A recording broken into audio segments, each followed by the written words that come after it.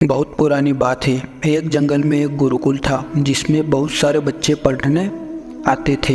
एक बार की बात है, गुरुजी सभी विद्यार्थी को पढ़ा रहे थे, मगर एक विद्यार्थी ऐसा था जिसे बार बार समझाने पर भी समझ नहीं आ रहा था।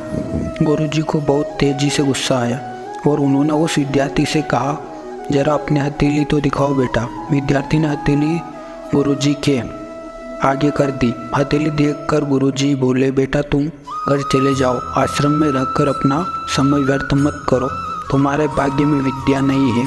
शिष्य ने पूछा, क्यों गुरुजी? गुरुजी ने कहा, तुम्हारे हाथ में विद्या की रेखा नहीं है। गुरुजी ने एक होशियार विद्यार्थी की हथेली उसे दिखाते हुए कहा, यह देखो, यह है विद्या की रेखा, यह तुम्हारे हाथ में नहीं है, इसलिए तुम समय नष्ट ना करो और घर चले जाओ, वह अपना कोई काम देखो। यह सुनने के बाद उस विद्यार्थी ने अपने जेब में से एक चाकू निकाला, जिसका प्रयोग वह रोज सुबह अपने दातुन काटने के लिए करता था।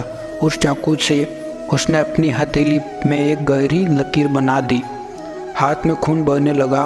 तब गुरुजी से बोला, मैंने अपने हाथ में विद्या की रेखा बना ली है गुरुजी। यह देखकर गुरुजी द्रवित हो गए और उन्होंने उस विद्यार्थी को गले लगा लिया।